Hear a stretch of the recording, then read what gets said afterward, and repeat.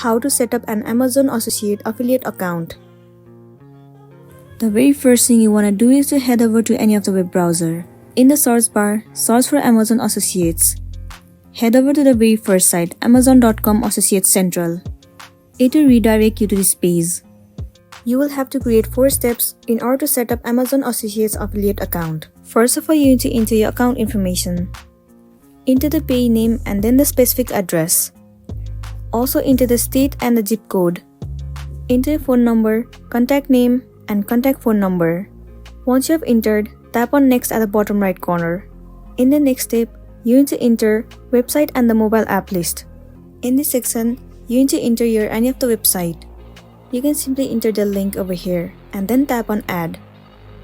Once you have entered, tap on next at the bottom left. Now the third step is to enter the detailed information of your store. Firstly, enter what is your Performed Associate store ID and then tell them about the content you create. Similarly, enter all the details. Once you are done, tap on finish at the bottom right corner. Here it says thank you for applying to the Amazon.com Associates program.